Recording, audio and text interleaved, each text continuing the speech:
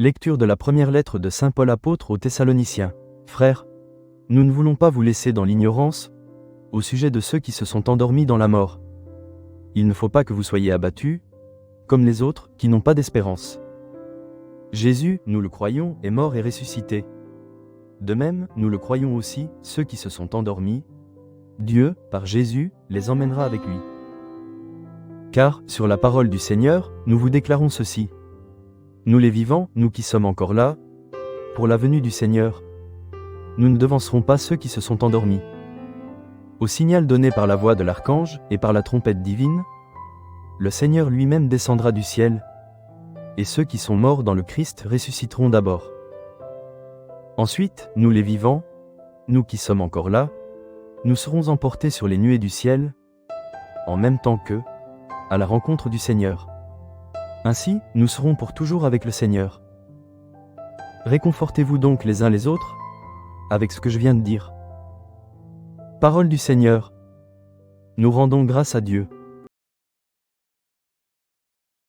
Il vient, le Seigneur, il vient, pour juger la terre.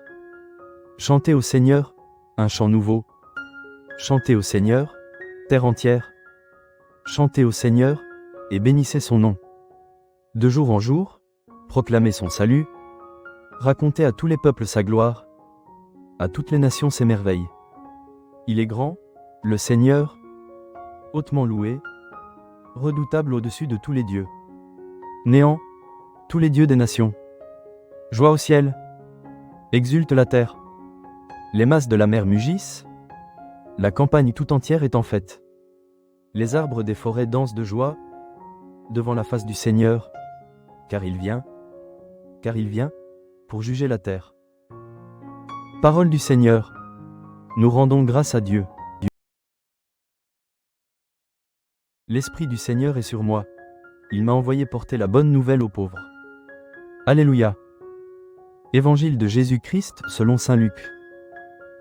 En ce temps-là, Jésus vint à Nazareth où il avait été élevé. Selon son habitude, il entra dans la synagogue le jour du sabbat, et il se leva pour faire la lecture. On lui remit le livre du prophète Isaïe. Il ouvrit le livre et trouva le passage où il est écrit « L'Esprit du Seigneur est sur moi, parce que le Seigneur m'a consacré par l'onction. Il m'a envoyé porter la bonne nouvelle aux pauvres, annoncer aux captifs leur libération, et aux aveugles qu'ils retrouveront la vue, remettre en liberté les opprimés, annoncer une année favorable accordée par le Seigneur. » Jésus referma le livre, le rendit aux servants et s'assit. Tous, dans la synagogue, avaient les yeux fixés sur lui. Alors il se mit à leur dire « Aujourd'hui s'accomplit ce passage de l'Écriture que vous venez d'entendre. » Tous lui rendaient témoignage et s'étonnaient des paroles de grâce qui sortaient de sa bouche. Il se disait « N'est-ce pas là le fils de Joseph ?»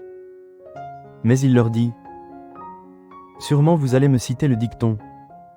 Médecin, guéris-toi toi-même, et me dire « Nous avons appris tout ce qui s'est passé à Capharnaüm. Fais donc de même ici dans ton lieu d'origine. » Puis il ajouta « Amen, je vous le dis, aucun prophète ne trouve un accueil favorable dans son pays. En vérité, je vous le dis, au temps du prophète Élie, lorsque pendant 3 ans et demi, le ciel retint la pluie, et qu'une grande famine se produisit sur toute la terre, il y avait beaucoup de veuves en Israël. Pourtant Élie ne fut envoyé vers aucune d'entre elles, mais bien dans la ville de Sarepta, au pays de Sidon, chez une veuve étrangère.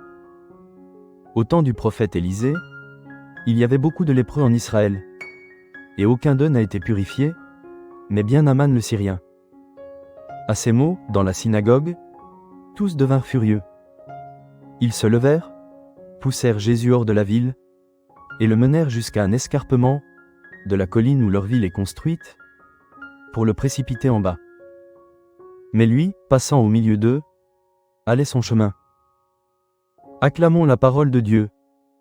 Nous rendons grâce à Dieu, à Dieu, à Dieu.